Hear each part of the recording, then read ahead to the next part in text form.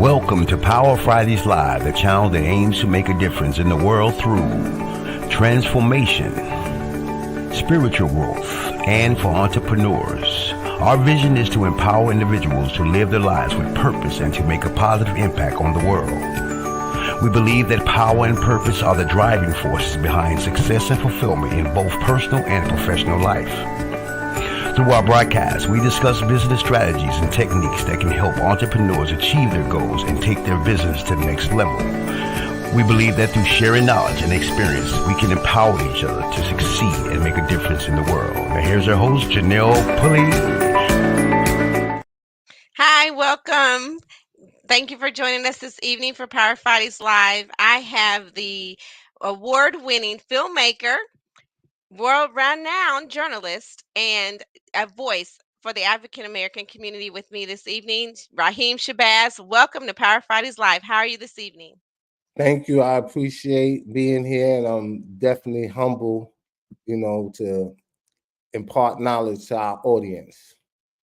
Well, thank you so much. As we are in the Love and Legacy series with Power Fighters Live for the month of February, we're rounding this out with a conversation. I cannot let February go by without having the conversation about Black history, Black American history, African American history, whichever way that you want to, tweak the word and the language for recognition for the most that the Black Americans have done in this country, America, and throughout the world. There's nothing that we don't touch and do on a daily basis that doesn't have anything that says, oh, a Black man created that behind it Right. in some fashion. And all the way down to the ability for us to be here virtually and on the World Wide Web. So I'm very excited to share that as well. So, but enough about that. Can you share a little bit about to the audience about who you are and like where you grew up, and a little bit about how does one become a renowned journalist and filmmaker? You sure we got enough time for all that? To start out, I come of the age and in the midst of chaos of growing up in the Bronx and Harlem, the unruly streets of Harlem. And it was during a time in the decades of the 80s and the 90s.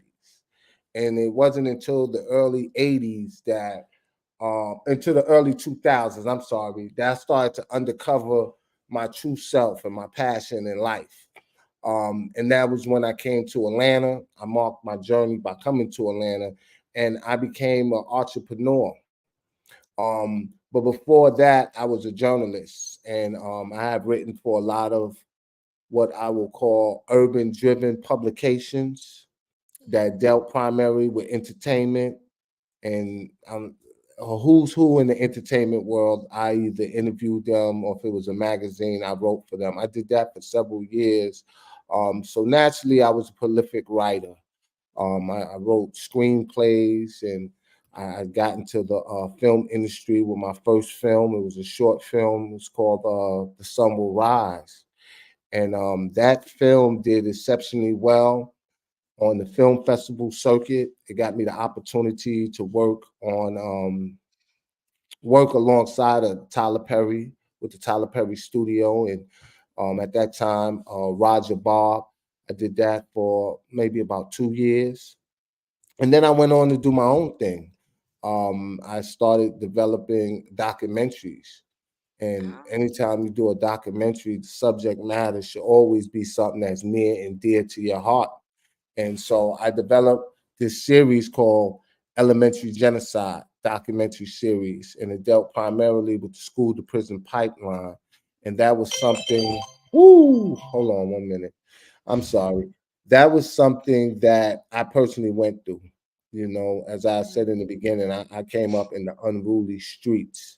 Um, my primary education didn't happen in the classroom, it happened in the jail cell, unfortunately.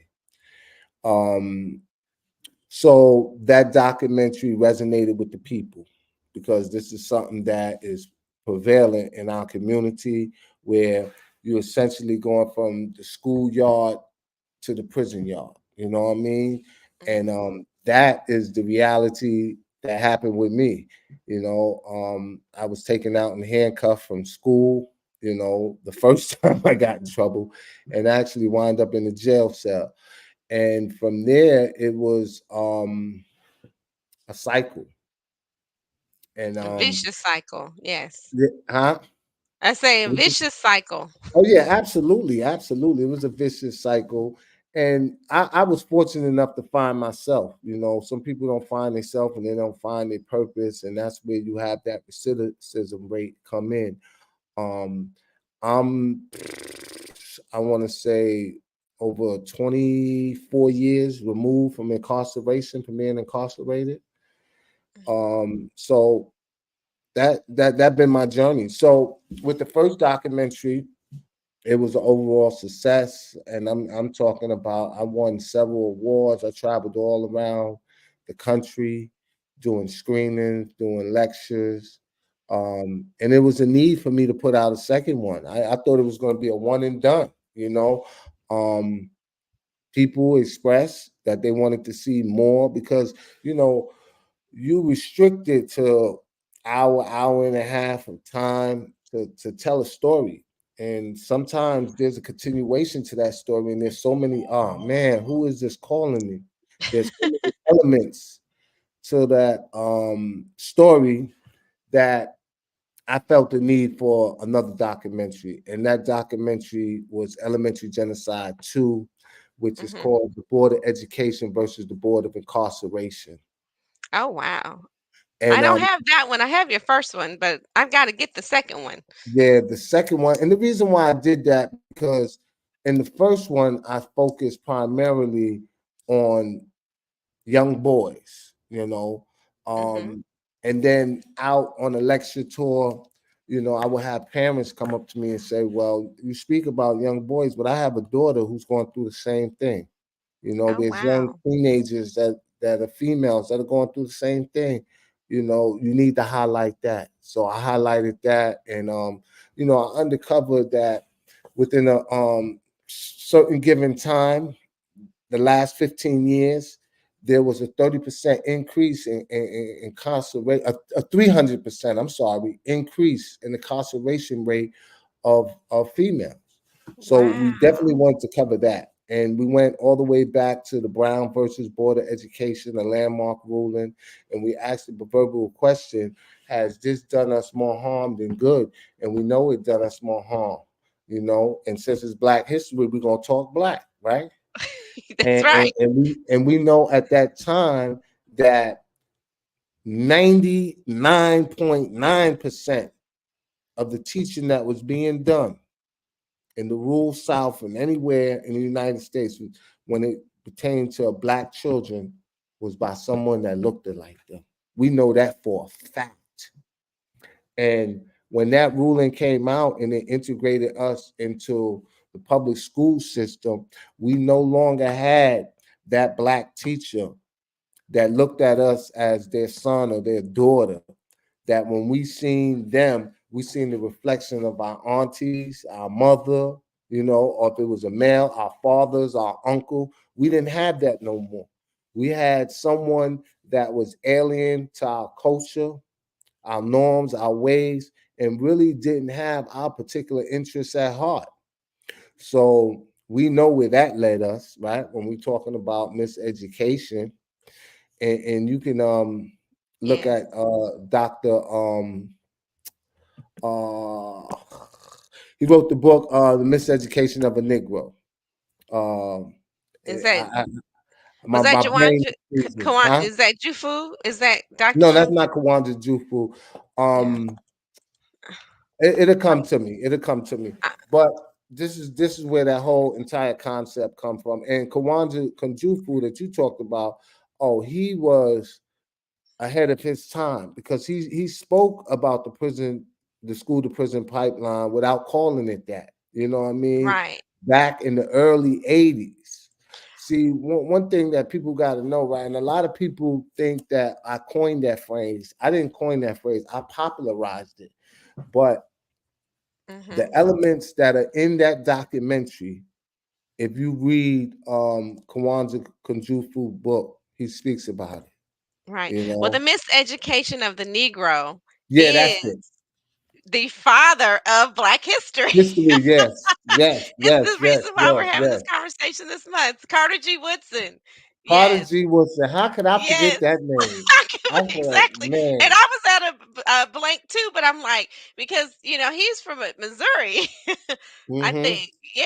Yeah, And so it's like, absolutely. that's near and dear to my heart too, being from Missouri as well, because, Yeah. and so, yeah, Carter G. Woodson, the father of Black history. Yeah. So that was the overall success as well. And then I knew doing the third one, it was going to be a trilogy. I knew that was going to be the last one. Right. Okay. A lot of people ask me when you coming out with part four. There will be no part four. You know what I mean? Because my whole thing is, if you didn't get it in one, then you should have got it in two. If you didn't get it in two, you should have got it in three. If you didn't get it in one, two, or three, you wasn't trying to get in the first place, right? Right. This ain't no Fast and Furious Yeah, yeah, kind of yeah, yeah, yeah. situation. So the Yeah. last one is called Elementary Genocide, Three Academic Holocausts. And we wanted to show dealing with education once again, because everything comes back to knowledge, everything comes back to education, is that Yes. the um the assassination of your mind and your critical thinking is no different than the state's sanctioned execution of black bodies that you see in the street. It's all a correlation. And during that time, the social justice movement was big in the streets and things like that. So I connected all of that together and I ended that series right there. Right, because when you So, look at the aspirations for the young black men and women who are being shot down with no due process, then that has something to do there. I see the media looking at, oh, mental illness to some mhm. degree. And did you find in your research that mental illness really played a big part in the reason for the miseducation? Not so much for mental illness with the miseducation. I think a lot of times that they're misdiagnosed and giving psychologic drugs and things like that, psychotic drugs and things like that. I see that as a prevalent problem where our kids are being put in special ed class and they're given Mhm. medication when it has nothing to do with them mentally, you know what I mean? And the behavioral problems come from being in an alien environment.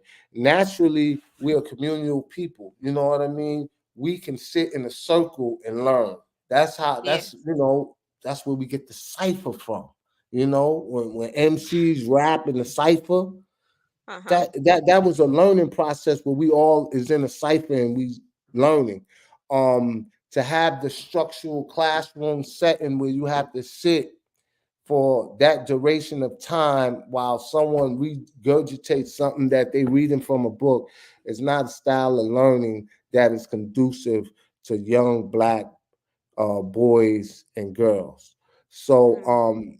a lot of misdiagnosis happens there. Now, mental illness is definitely prevalent in our community. It's something that needs to be addressed.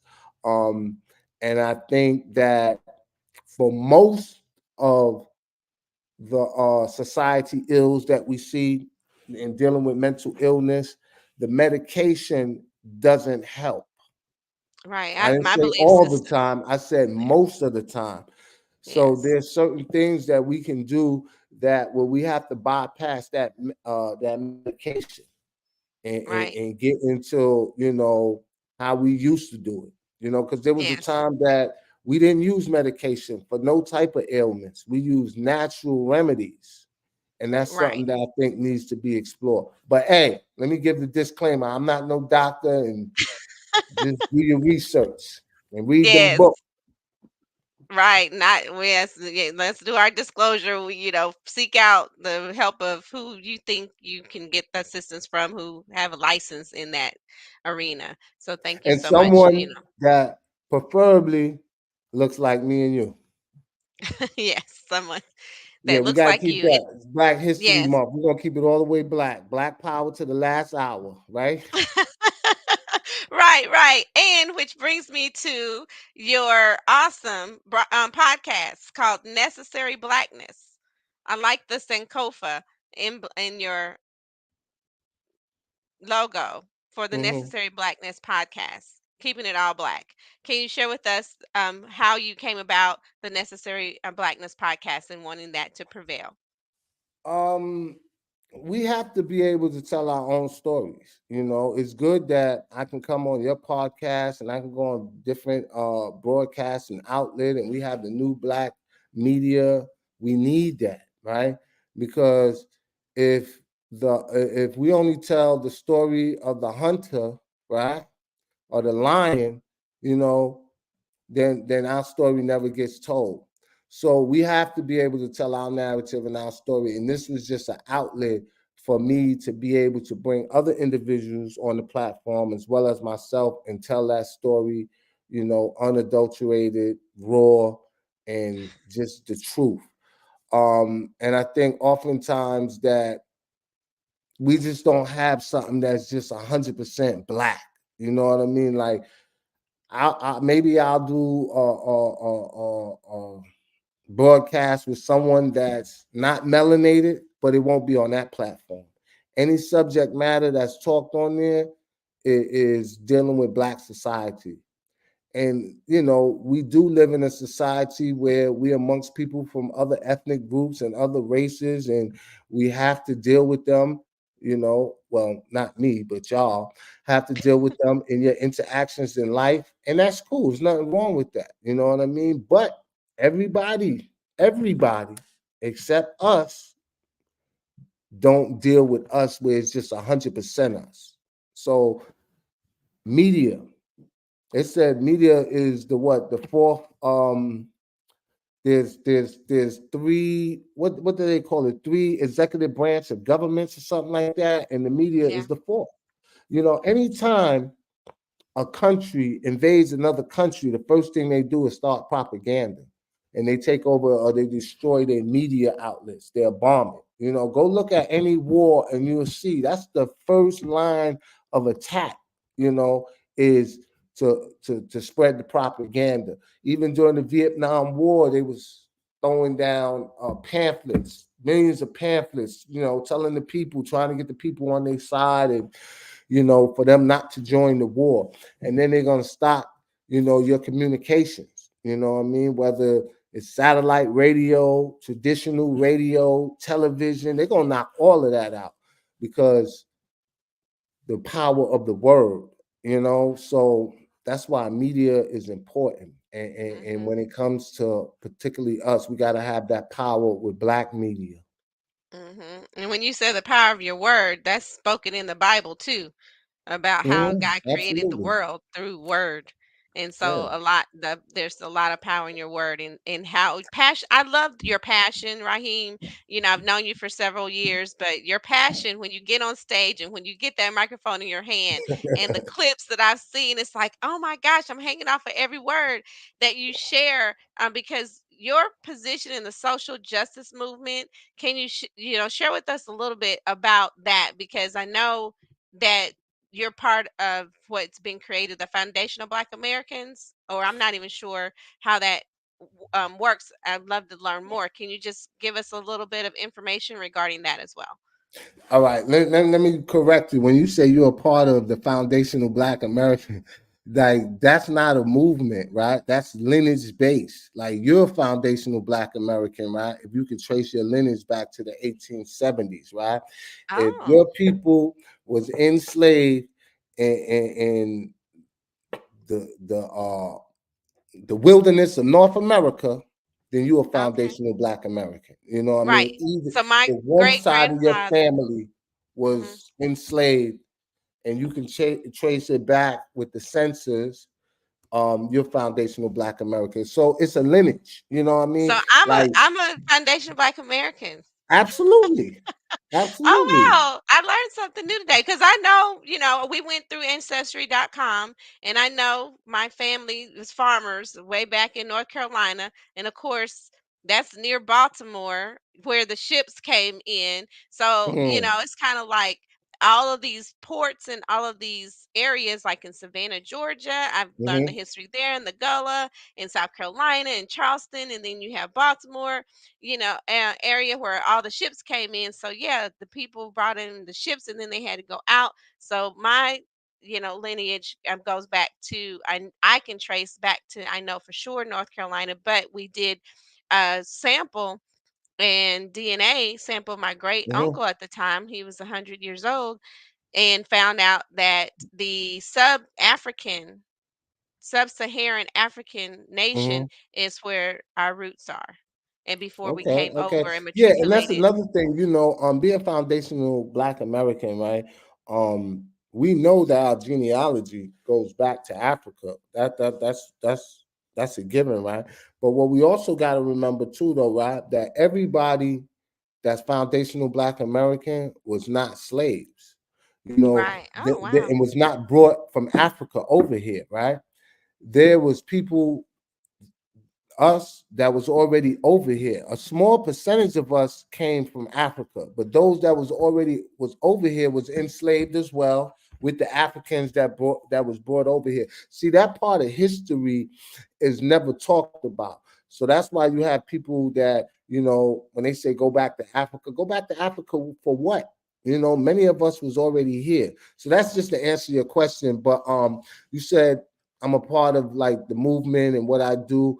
And what I consider myself is a social justice warrior, right? When it comes particularly Black people, and I want to say that because we have a lot of freedom fighters, you know what I mean, and they fight for injustice. Wherever injustice is at, they're gonna fight for it, right?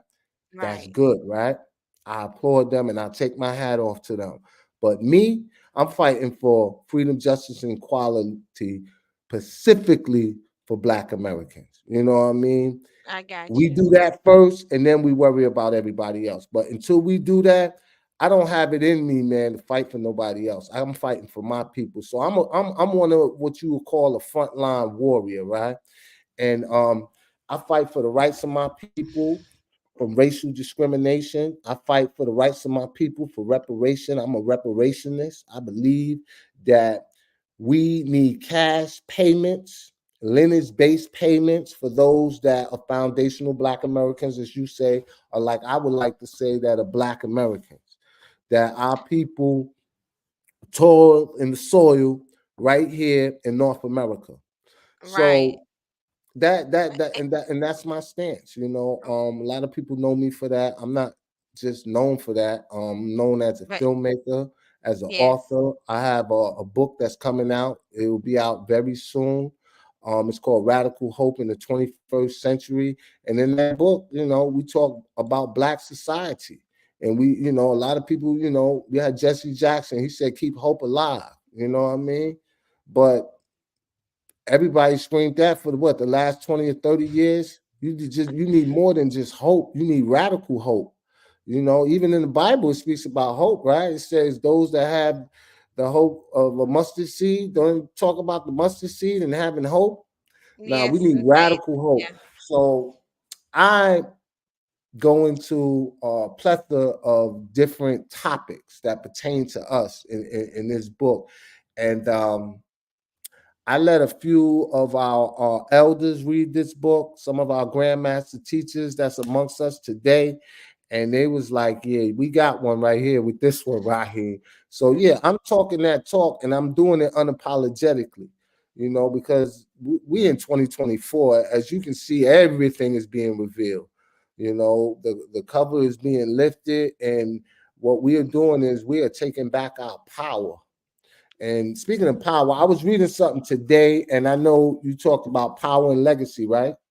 Yes. Power Fridays Live, Love and Legacy series. We're closing it out because you speak on legacy as well. And Yeah. but power So is definitely first. yeah, so power, right? I was reading this morning. I was reading a book by our grandmaster teacher. He's an ancestor now. His name is Dr. Wade Noble. Yeah, I looked that man up. Very powerful man.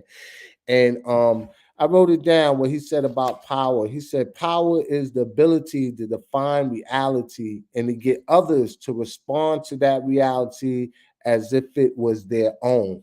That's what power is. To have the ability to get you and me to respond to it as if it was our own. We have to own our power. You know what I mean? And we have to take responsibility when we have that power. And that responsibility is to respond to our ability to do what? To educate our people. You And know, that's what because we this can't, platform is about. Yeah. yeah, because we can't just do it for ourselves. You know what I mean? We have to do it for our children's children and and the generation that precedes them and that's going to come behind them, because we can't no longer think in terms of, oh yeah, next year I'm going to be doing this next. No, no, no, no. The open enemy, they are thinking 20 and 30 years in advance, and sometimes further than that. Yes, and as the Bible says, a good man leaves an inheritance for his children's children, and that means that the master teacher Noble, he left his legacy in his book for all to know, and you've left the legacy in your book for all to read That's and right. learn and know. So, that's what I love, being an author, and especially now being a Black author, you really want to make that distinction. But I want to go back to something that you said a little bit earlier, and I didn't want to miss it, and I heard it when in American soil that Black people were here. I'm like, I know someone probably heard you say that, and it's like, oh my gosh, but I never learned that in school.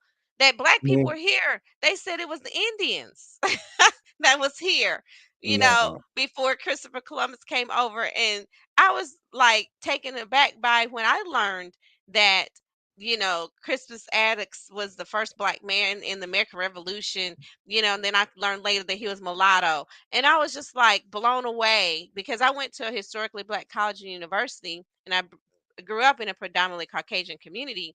But it was just like to learn to write a essay about the first Black person in the American Revolution that shot his gun and said that he was a Black man, and later learned that he was mulatto.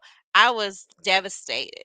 So I I'm don't not know if he devastated was. to I don't hear, know if he was mulatto. You but know, that's what I learned later, and so that's what I want to get to. yeah, Like and when you see, share and that see, listen. in books and shit, and it's just changed in 30 years span for me in my education of 18 years. It changed when I got to college. Now let me tell you something about racism and white supremacy, right? They have a saying, right, that win if you can, lose if you must, but always cheat, right? Before they say that he was a full-blooded Black man, they say that he was mulatto. You know, being mulatto to them is not it doesn't make you have close proximity to whiteness to a certain degree, but it's better than being a nigga. And you know, I say that I don't use that terminology, but back then that's how they referred to us as. But Mhm. so they will say that he was a mulatto, you know what I mean, as opposed to saying that this was a Black man, that, you know, he was the first one that shot his gun. You know, I know they talk about whatever his name is, Patrick, I can't remember his last name, that said, give me freedom and give me death. You know what I Mhm. mean? He said that, give me freedom and give me death. But the Black man actually went into action and said, you're going to give me freedom and you're going to give me death. And he was the first one to shoot his gun. And let me tell you something, man. That's in our spirit to be warriors. You know, we lead all the wars, whether it's the Revolutionary War, whether it's the war that's happening around the world, World War One, World War Two. Black people are always the sacrificial lamb to lead the war and bring home the victory. Whether it's the Tuskegee Airmen, they had the them brothers up in Harlem. You know what I mean? Yes. I forget what the platoon was that they had. You know, so there was, look at history in the all Black platoons and what they did, where it was just all Black. You know, you can't deny those stories because there was no overseer handling any of that. None of the missions, none of any of that. It was all handled by Black people. We fought in every war. And not only that, many of us went to other countries and fought in wars. It was a Black man that traveled all the way to Ethiopia and trained them into how to use airplanes and become pilots and fight in wars and how to go through war-to-war combat. A Black man from America went to Ethiopia Wow. and they was trying to sign up. There's a documentary where you see a whole list, a whole line, I mean, of Black men in Harlem trying to sign up to go fight in that war. And they came out, as they do with certain bills and legislation prohibiting Black people from going over there, helping them fight in that war when they was fighting against the Italians. But it was a Black man that went over there that trained them. And he Wow. learned from being in the army over here and went and trained them. So they Right. always know whatever we getting involved in, we always excel. So that's a little Black history for you. Go look up that Black man that went over there and helped the Ethiopians to fight in that war. I think it was with Mussolini. Well, I love it. I love it. I knew this was going to be an awesome, exciting conversation with you, Oh, Rahiem, we just touching today. the surface. We ain't done. Yes, yes, yes. And you are an entrepreneur at heart, and you learned your Mhm. purpose in the way that you learned your purpose to be a journalist, to be a award-winning filmmaker, and you have your own clothing line, Wingy. Can you share with us when you got that inspiration to have your own clothing line, and what does Wingy Apparel stand for? All right. Let me start off first by saying this, right? Just because of the type of person I am, I knew that there's only certain fields I can go into, right? Like I cannot work a traditional job. If you Google my name and you see who I am and what I stand for, you think the dominant society is gonna hire me and put me in a position? Nah, they ain't gonna do that. No So diversity, equity, and inclusion class director for you, right? In oh corporate no, America. they ain't gonna have me in that. Nope. You know what I mean? Because they know I'm gonna lead the revolution with the people. We're gonna Yes. unionize, we're gonna have a union. We want our rights. We want raises every year. You know what I mean? And listen, man, the inmates is gonna take over the asylum. They already know that. You put me in position of power. But anyway, I say that to say I do a lot of different things. When I say I'm an entrepreneur, it's not the clothing line. That's what you know about, right? Um, but what I do is I have a non-emergency medical transportation business. That's where I Oh. make my money at. And I've been doing that for several years. I rarely talk about it, you know what I mean? I never mention the company because what you have is you have people that will and some people try to do it, at one time. Some people try to call up and send them clips of my YouTube videos and you know what I mean, and they try to send it to an individual. He was non-black, but I don't work for him. We contracted for business. You know what I mean, and they run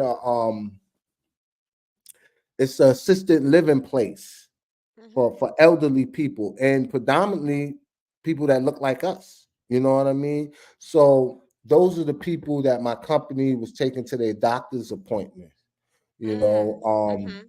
and that Okay. I want when I started my business, I wanted to do a service that where I'm serving my community.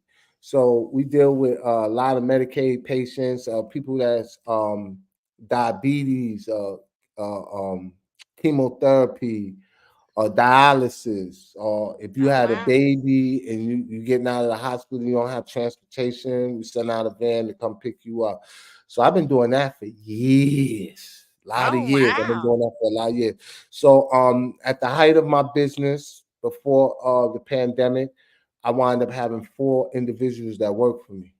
You know, Hmm. now we kind of like downsize, but we getting ready to transition and start moving freight, and become a owner operator of our own trucking company where we moving freight across the country.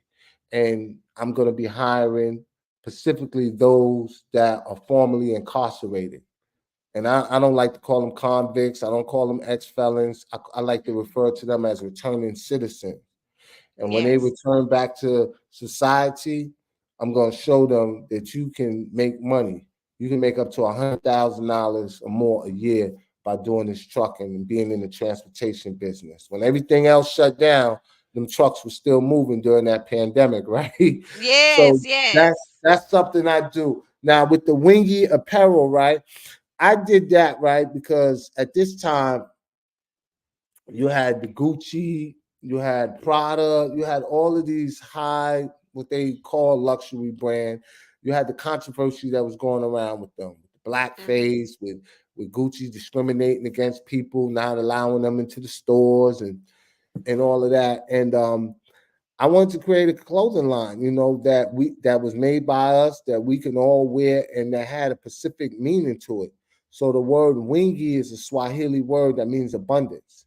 And the motto of the company is, if you have it in abundance, it's always good to give, because no one ever went broke from giving.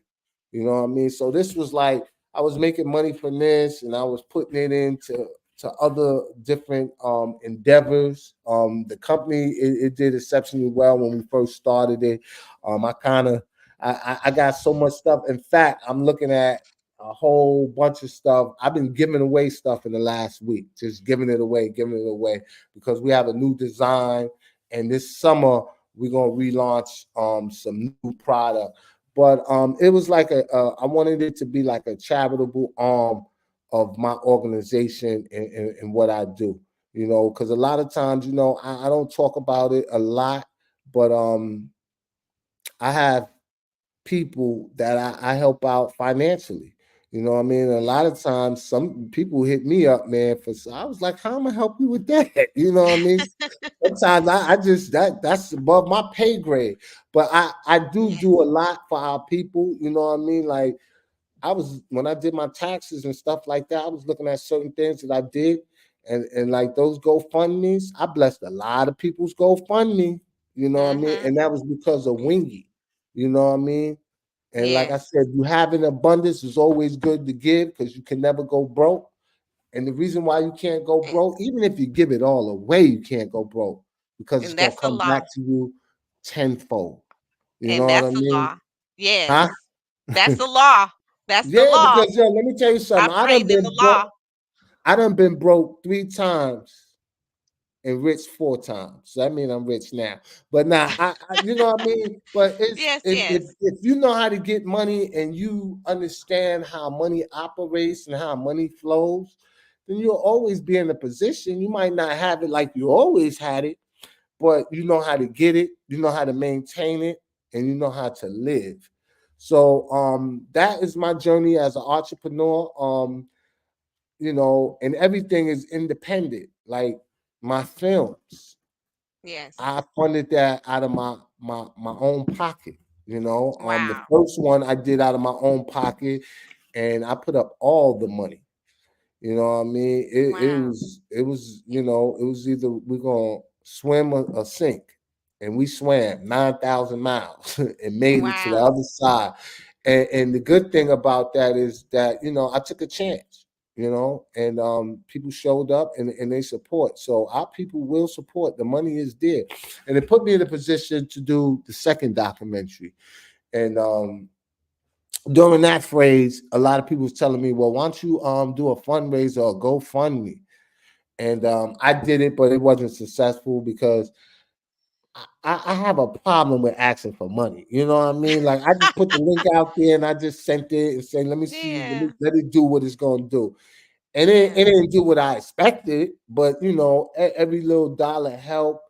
And I'm not opposed to fundraising. You just got to put that time into it. And Yes. I didn't have the time to do it like that. So I wound up having to put up the bulk of the money for the second one, and the second one paid for the third one. And that's how you do it as an independent filmmaker. I didn't want to bring along no investors. I had a few people approach me after the success of the first one, and they wanted to put up money. But whoever controls the money purse controls the product, right? And Yes. so you had individual. I'm gonna tell you one story. I had an individual that called me and said that they loved this documentary, and they heard that I was in the process of putting out two. And they said, "Let me ask you a question: Is Dr. Umar going to be in your documentary?" I said, "Yeah, I just finished filming him yesterday." They said, we want to put money behind it, but we don't believe the we don't support his principles, you Mm. know." And I was like, "His principles? Pro-black man? What do you mean you don't support his principles?" And this was a black person that was telling me this. And they said, "Well, his stance on the LBGT community." Oh, okay. Well, he ain't talking about that in this documentary. So what's the problem? You know what I mean? And they wanted to put up a substantial amount of money, but I'm not going to be bought or sold. And I was like, all right, that's cool. But yeah, he's going to be in it. You know, and that was the end of that conversation. Another organization that approached me, and this was when I was doing three, and they wanted to pay for the whole entire thing. They asked me what would a budget be to do the next one, and I sent them the top sheet, budget sheet. Um, I didn't know it was an organization at this time, but the guy individually informed me he was a part of an organization, and they helped marginalized communities, right? Be careful Mm. with these words, marginalized communities. Now we know the black community is marginalized, right? But we ain't the only marginalized.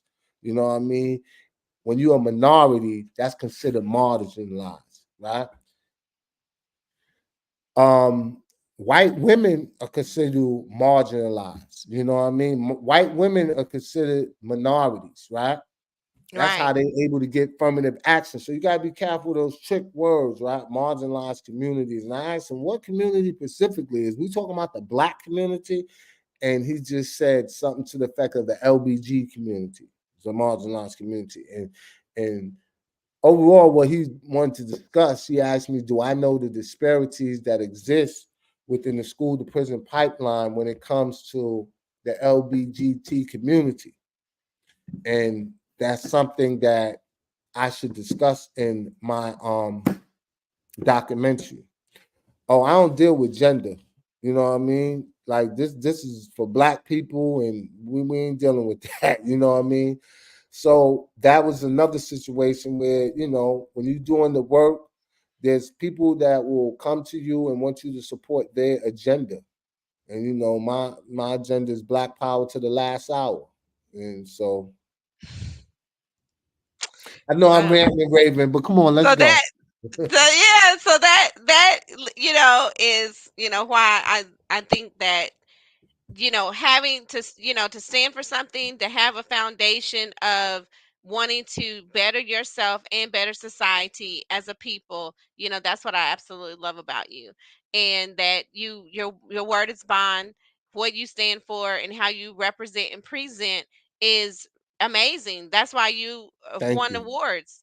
And what the message that you're delivering, it's a message that's really needed. And what you stand for regarding the social justice. Yes, we do need more people vocalizing in the communities and to bring unity to the community, because that's where, when you just mentioned the word marginalized, that's why I believe is missing for the black community is the unity, Hmm. and that's something that is a huge undertaking, by whomever. But Let, being a let me say journalist, something real quick. Can I say something real quick? sure.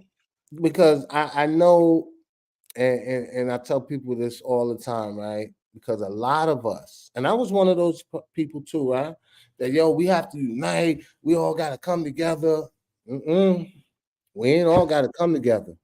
It's some people that we don't want around us. You know what I mean? They look like you Wow. and me, right? Hmm. And you look at organizations, you look at successful movements, right? Sometimes it start with a handful of people, you know, and many shall come and a few should be chosen. The ones that's chosen chose themselves. The people that's not really about it, they're gonna fall to the wayside, right? So you only need a handful of people.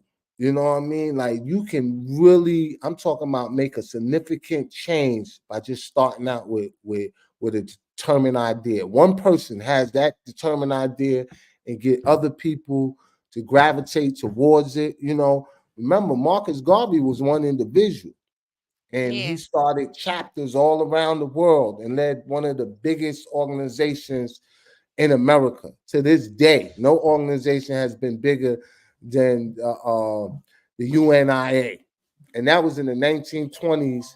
Before social media or any of that. Right. So, you know what I'm gonna do? I'm not. I can't cut my phone off because I'm waiting on a phone call. Right. That's your But money maker. That's what I was gonna say. You can't I'm cut no, off but the you money. know what? I did put Yeah. it on Do Not Disturb. I don't know why it's still ringing, and I don't want to mess with it real quick. Right, But right. Yes. yeah, so when we talk about unity, right? We're talking about unity with those of like minds, right? Because Yes. there's Yes. some people that no matter what, they diametrically opposed to our liberation. You know what I mean? Like if you can sit here and tell me that black people shouldn't get reparations, I don't want you a part of my movement. You know what I mean? Like I don't see where not my movement, but I don't see where me and you can align ourselves together. You know what I mean? And when people you hear black people saying that all we gonna do is just frivolously spend the money, why should we get reparations? And you know, no one was concerned when the Japanese got reparations. No one was concerned when these other ethnic groups get reparations, right, for the harm that it was done to them and them seeking redress. And who cared where they did with their money, you know? And it's an insult to the intelligence of black people saying that we don't know how to take and pool our money together to build institutions. You know, there was a time that you couldn't deliver a baby where you had to have a midwife. And then when it was a hospital, it had to be a black hospital. And those was black doctors. The Right. schools was run by all black. So we know what to do with our money. You know, it's not gonna be everybody. Is there gonna be a segment of us that previously spend their money? Absolutely. You know what I Right. mean? But that's not here nor there. So We have there's so financial literacy. We have financial literacy for those people who need yeah, the ones that we're have gonna have to teach education too. we're gonna Yeah. have to teach them, but that should not be a prerequisite for us to receive reparations that we have to do this or do that because we don't manage. I'm like, no, you're not gonna put no strings attached. You're gonna give reparations to us as you did to everybody else, and it's gonna be lineage based. And So that's the history goes deep in that conversation. And mhm, where you shared some things in this broadcast today alone that a lot of our listeners and the people who are going to watch this don't know. They just don't know. And like you said earlier, knowledge is power. they're gonna find out today. They're They gonna gonna find find out today. Yes, yes, yes. And I'm glad that you said like-minded people. If you were to, and I want you to leave us with, you know, what you have going on to let people know. I know you have your Necessary Blackness podcast. Please subscribe.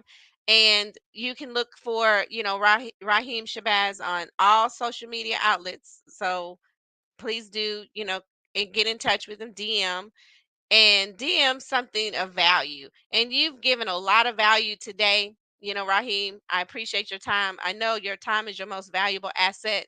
You're a very busy man. And what do you want to leave the people listening tonight with the Power Fighters Live? What power do you want to leave with us tonight? Well, our power is not in being an individual. Our power is being a race of people, right? And how we able to overcome adversity is with one another. So what I employ everybody to do, if you're an entrepreneur, if you're a filmmaker, that you take someone and you mentor them, right? And you show them and make it that much easier for them as it was for you. You know, everybody has a story where it was hard for them coming in and They wish they would have known this, and it took them 5 years to learn this was the right way to do it. Save somebody that time of frustration and struggle and agony and pain of going through 5 years to finally get it the right way. Make it that much easier for them and see how far they excel. So we have to become the holders and keepers of ourselves and our predicament. And we have to grab someone that we see that has talent, that has passion, and teach them, man, and just watch them go. There's a young lady, right? She probably ain't gonna like me saying this, but anyway, she had a passion for storytelling and filmmaking, right? A hell of a storyteller, right? And she wanted to get into the film industry. And this is my friend. Her name is Maya, right? I'll let you know about her. And she went to NYU, right? And she was learning about filmmaking, right?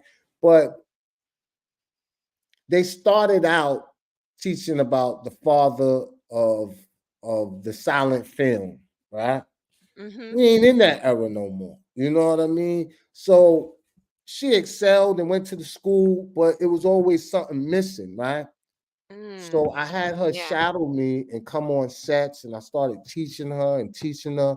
Yo, when I tell you, man, this girl right now, she can go from script to screen, she can direct, she can produce, she can edit, she can color correct. And now she has an organization, right? That's a nonprofit. And she only and she's pro-black, black power to the last hour, and she teaches young youth, right? She just Oh, sent me a documentary that these young kids made, and she was like, Rahiem, this was possible because of you.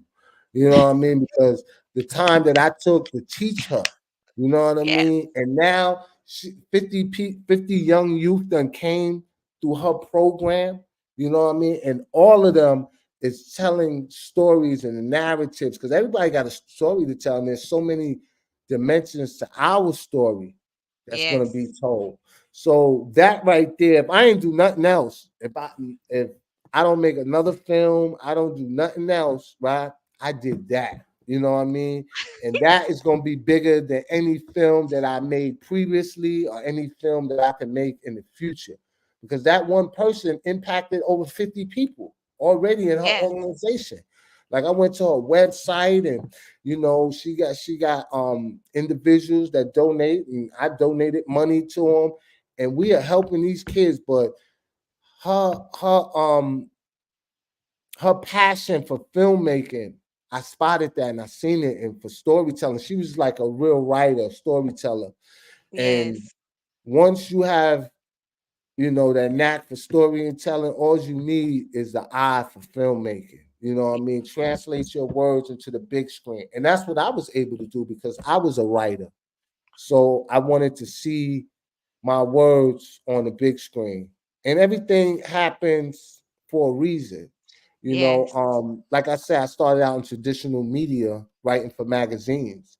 But when everything went online, traditional magazine wasn't popping no more. I went online.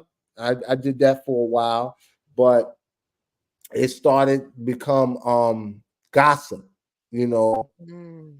the media takeouts and the shade room type of journalism. And grown men don't gossip. I never wanted to do that. You know what I mean? So I was like, leave this alone. You know what I mean? I went into the film, but now look what we got. We got reality TV. The gossip follows you everywhere. But that's that form of entertainment. You know what I Yes. mean? And if I wanted to make a whole lot of money, and if it was just about the money, oh, I'll be doing reality TV show. But when it ain't Mm-hmm. about the money and it's about, storytelling, it's about your people. For me, it was documentary. So you got to find out, what moves the needle for you, and it was something that I said that was twofold. I could make some money and I could educate my people, and we could start a movement with this, and that's what we did. And I thank people like you because you supported me early on. Yes. I remember you hitting me up. What's this thing I hear you doing a documentary? Where can I get it from? Da, da, da, da, da. And I was like, yeah, yeah, that's what I do. Yeah. And you You can know, buy it from the Nubian bookstore to this day. That's in Morrow, Georgia. yeah, And you can get it the there. You can and get it Madu at bookstore in Mm-hmm. the Greenbrier Mall. If you're in the Atlanta area, Yeah, call up the Nubian Book. those are my Yes. two biggest sellers. Madu Bookstore and Nubian Bookstore. Shout out to Marcus. Shout out to Nia. And they supported me early on. Yeah. Early on. I remember they took a chance. I think the first time I walked in there, introduced myself, said, we'll take about 10 of those. you know, in 24 hours, they said, "Could you bring 100?" And it was like that. Like people was just coming to the store. Hey, you got that documentary? And at first, I didn't realize. I'm gonna tell you when I realized how big it was. One day I was going to Kroger, and you know how everybody always trying to sell you something. Hey yo, I thought the dude was getting ready to ask me for some money. I'm like, nah, homie, I'm busy. Da da da. He was like, nah, yo, I want to show you this DVD. Yo, I got DVDs. I'm like, nah, I got all those DVDs. And he was like, you ain't got all of them. I said, you probably ain't got what I want. He said, name a DVD. I bet you I got it over here. I said, you got Elementary Genocide? He said, got it right here. I said, you shitting me. I walked over there. I was with one of my Oh, I was with one of my friends at the time. She said, please, Rahiem, please, just don't do nothing. And I said, no, I'm not gonna do that. oh. I said, yo, let me see that. I said, yo, this is my movie. Dude looking at me like, man, this ain't your movie. So I took out my business card and I showed it to him. He was like, oh. And so he was like, yo, man, can you bring me some copies to sell? Yeah, I said, yeah, yo, I'm gonna give it to you because he had it written with a marker on there. And I'm like, yo, I'm gonna give you the official whistle, man. You know what I mean? I was like, yo, Oh I'll my come drop gosh. you off 50, man. Don't do that shit. You know what I mean? He was like, "What?" Now, yep. Next day I came back and I used to just supply him. After a while, I was like, listen, you're making a little bit of money now. You're gonna have to start buying these for me. You know what I mean? And we worked out a relationship. Yep. Oh, He used to good. be right over there, the Kroger on Ralph David Abernathy, right next door is Yeah. the T-Mobile. He used to be in front of the T-Mobile store. Yeah, Oh so man. that's when I was like, yo, they bootleg. You know what I mean? Then in Baltimore, they had a flea market out there. Someone sent me pictures. They like, yo, they Oh. got your documentary is bootleg. And I'm like, yo, put me on speakerphone. I cursed them out. Um, Black and Noble in Philadelphia. I sent someone up there to talk to them. Yeah, it was crazy. And after a while, I was just like, you know what? Let them make their money, man. You know what I Yeah. mean? You didn't knock their hustle, but you helped with Yeah, someone but with their after hustle. a while, I'm like, yo, it's all, and then it just got crazy, all on 125th, and I remember the brother from the Nation of Islam, they had about 4 or 5 stores. I think it's called the Tree of Life, or it's something with life in it, Mhm. and he was bootlegging my stuff, man. I called Oh him, man, wow. and cussed him out because I knew him. Oh Well, I wow. didn't know him, but we knew of each other. Right, And right. yeah, he was real upset. He was like, brother, you ain't got to use that baby language with me. And at the end of the conversation, when I calmed down, we wound up doing an agreement where I started sending him DVDs and he was wholesaling it. I was giving him the wholesale price and stuff like that. Right.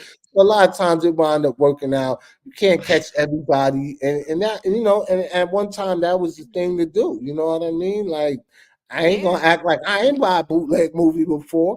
You know what I mean? But when it's your Yeah. own, oh man, I You was didn't knock missing their hustle. hundreds of thousands of dollars. Exactly, exactly. So all those growing pains in your business and in life, Mhm. I do, thank God for you and that you were able to make it through, find your purpose, find your power, and have that vision to help somebody, Yeah, who now has a legacy now through you for being who you are. So thank you so much for being that man that gives and that has that heart to give. yeah. And you know what's crazy, right? When she told me to go to her website, my friend Maya, right? In her about section, she talks about herself, right? And she talks about how I was instrumental in showing her, how to write her pitch. You know what I mean? Like I said, she can do from script to screen. Like I'm talking about develop the concept, Yes. from writing a small synopsis to doing a trailer to shooting a movie to producing. She can do everything. And she talks about, and she said I was instrumental in that, you know what I mean? But I used to always tell her, right, like, nah, don't put my name on it. Don't put my name on it. This, that, and the other, because she always tell me what she wanted to do, and I was like, Yes. yeah, you put my, and we would joke, and I'd be like, yeah, you put my name, that's gonna mess up your donors. You know what I mean? Mhm. And she was like, listen, if anybody feel the need to not donate to me because I stand with you and you taught me what I'm doing today, then I don't need their money. You know what I mean? So I was, Wow. it And was see, worth helping you. You know what I mean? So I respect people yes. like that because, I showed her the aspect of filmmaking and developing it. You know what I mean? Like she had the talent for the writing, Right. and then she's a beast with the fundraising. You know what I mean? That's a whole nother aspect. You know what I mean? And that's something that me and her is probably going to work on because I'm getting ready to start a nonprofit. So Mhm. I got the paperwork and everything. I just need to sit down with her and solidify a few things, and she's going to show me how to raise the money and get my nonprofit off of the ground. So this was never nothing discussed initially, but by helping Yes. other people, this is what I'm talking about. It comes full circle. It comes back around to you. You know what I mean? So I'm looking for the next person I can help and see what type of blessings I can get from them. Because it's always each one teach one in order to reach one. You know? Amen. Amen. I love it. I love it, Rahiem. Look at you. You act like you in church. She said, Amen, amen. I ain't even begin to preach the gospel. How much time we got left? We gotta go through Matthew, Luke, John. And you don't work with all of them, okay? You Maya's your first disciple, okay? So I she's need 11 gonna more. you need to let him more. Yeah. So But you know yes. what? It's another one, but I ain't gonna mention his name. He was one of Oh, my disciples, but he turned out to be a Judas. oh Lord. You know, Well, you always gotta have a Judas. we hey, God made us all. That's what I say, and there's a reason that we have, the principles and the laws. And by you being a person that gives of your heart, the law of reciprocity has come to bless you. And Oh I yeah, thank you for absolutely. being a blessing to me today, calling you up. And I'm like, Black history. Oh man, who can I get that'd be a powerful conversation that'll deliver? And you delivered, like, oh my gosh, tenfold this conversation. I've learned a lot from you. I see your vision. I know what you've had to go through to get your awards. I know that what you are doing in community to educate those and to make a difference. You are truly making a difference because Martin Luther King Jr., he died because he was really in part of the movement for the Poor People's Campaign. Mm-hmm. And that was a history lesson that I did never see in the history books. I said, "What you mean he got shot because he was helping these brothers that had, gotten killed in working their job for the sanitation, and he's out there, help trying to help the families and trying to speak up about leveling the financial playing field and the Poor People's Campaign. And the Poor Mm-hmm. People's Campaign is still going on to this day, Mm-hmm. but it's not on that level as we saw with Dr. Martin Luther King Jr. But And the Poor People's Campaign is still out there. And I yeah. almost wonder, it's like, oh, was that the reparations and the Poor People's Campaign? Is not the same thing, but it's the similar conversation. I'll say Yeah, that. I think we in different times. Back then, people was more unified, right? They knew Yes. and recognized who the open enemy was, right? Now, open enemy, all you gotta do is give them money or put them in a position of power, and they're gonna sell everybody out. You know what I mean? So it's different. You know what I mean? Because you could be a part of the poor people campaign, right? But the only thing that's separating you from the open enemy is money. And so once they give you that money, then now you're on this side. You know what I mean? So Yeah, You that's a know, different everybody, you conversation. know, we live in a capitalistic society. You know, we need money in order to function, in order to survive. You know, it takes money, you know what I mean, to even start a movement. But, you know, you got to be an individual that stands on business and want to be on the right side of history, where you still going to maintain your morals, your principles. You know what I mean? Yes, My elder, right, Professor James Small and Kaba Kennedy, they talk about the VIPs, your value, your interests, and your principles. You know what I yes, mean? Like you got to maintain that, man, no matter what. You know what I mean? You can't wither, you can't deviate from that, and you know that's just who I am. You know what I mean? I am the same individual that people that know me. They be like, "Yo, Rod, you have not changed, not one iota. You still look the same. You still talk the same. Like I've been talking this talk for years. You know what I mean? yes. So I'm not switching up. I'm not switching up. Okay. Like I said, I'm Black Power to the last hour, man, for my people, Yes. and And I'm you not gonna just have it taking no other way. You taking the helm from Carter G. Woodson, as he's gone before us, our ancestor who's gone before us, who created this platform for this month to be celebrated. But as we all know, we celebrate 365, 24/7 Right. Black That's right. history. So thank you so much, Raheem, for your time. And thank you Thank you. for sharing your knowledge and giving me grace and getting to know you even more, providing this history lesson that I had no idea existed, and being the entrepreneur that you are, and the wingy abundance Swahili, teaching them a new language and all of that. Thank you so much. And as we always share with you, we do be do and have the greatness that you desire, because the greatness is in you. Thank you for joining Power Fridays Live. We'll see you Thank next you. week for another amazing conversation with an entrepreneur. The Legacy and Love series, the Love and Legacy series of Power Fridays Live. Thank you so much. Have a great night.